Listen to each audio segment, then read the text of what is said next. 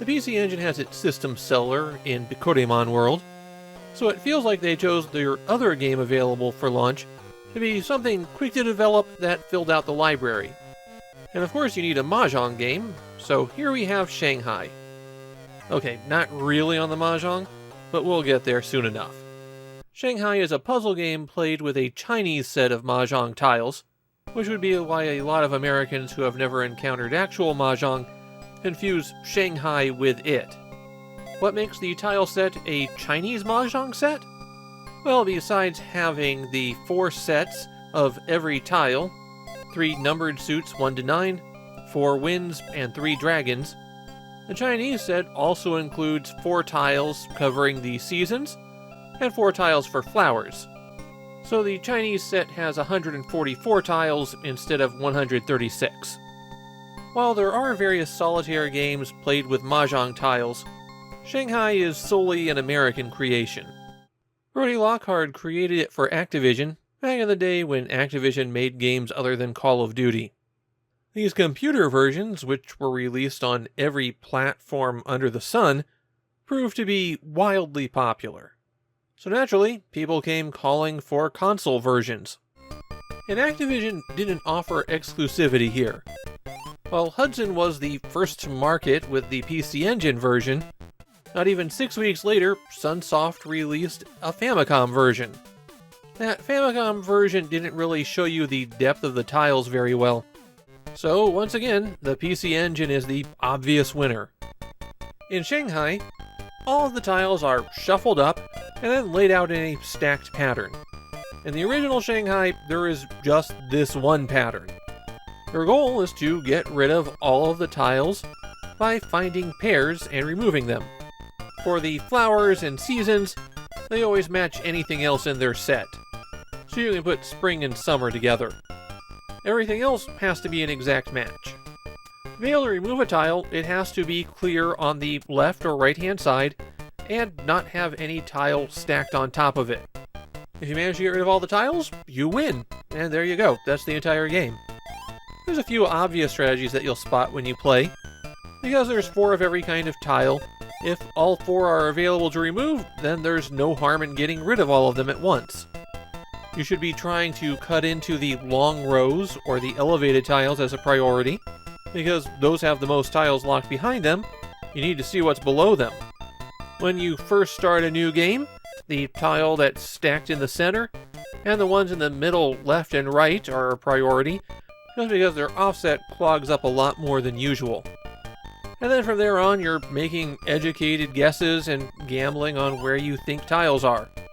Shanghai is a lot like Solitaire played with a deck of cards in that way. And also just like Solitaire, there are patterns that can be dealt that are impossible to complete. This is not a mathematically ideal game, and Shanghai doesn't check what it's dealing to make sure that it's solvable. Hudson included a few useful features with their version. Hit the select button to bring up the menu. Here you can choose to select a file, which are prearranged stacks selected for their difficulty. If you want to play a randomized game, then you need the New Game option. This is also where you find the multiplayer mode, and the PC Engine version of Shanghai supports up to 5 players. As a console, the PC Engine only has 1 controller port. However, on release day, NEC also released a 5-player splitter for that port. And for the first 6 months, Shanghai is the only game to support it. Eventually, there will be some absolutely incredible games that support that multi-tap, but if you bought one in 1987, you've got a long wait for them. Not that you need the multi-tap in order to play multiplayer Shanghai. If you don't have one, it still lets you play, you just have to swap the controller. The way the multiplayer mode works is 1 player at a time tries to find a pair, and then the next player's turn comes up and they try to find a pair. There's a time limit, and if it runs out, then control switches. Finding a pair gets you a point, and you want to have the most points when you run out of moves. Under the Help menu, there's actually a lot of different functions. You can choose to take back your previous move, or start the current game over again. The biggest help is that you can choose Hint, and that will reveal a playable pair for you. Well, assuming there is one. There is no game over when you run out of moves. You can select one of 3 different kinds of music, or to not have music at all.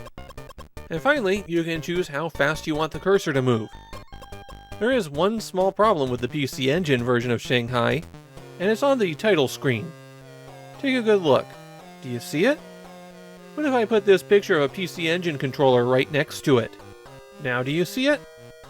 The title screen tells you to push Start button, but the PC Engine controller doesn't have a Start button. They were still deciding what the buttons were called while the game was in development, and apparently they never got around to updating this one. Shanghai is pretty well regarded as a puzzle game in Japan, though not specifically this version. It sold well, and so people remember it, but it seems like Japanese players prefer the sequels on 16-bit systems. My own feeling on Shanghai is that it's a decent enough time filler, but it's a little too limited to be an all-time great puzzle game. This version's fine. It's not the best version of the original Shanghai, but it's also pretty far from the worst. We're going to see a few sequels to Shanghai on the PC Engine before I'm done, and if you really want to play the game on the console, well, those are going to be more enjoyable options.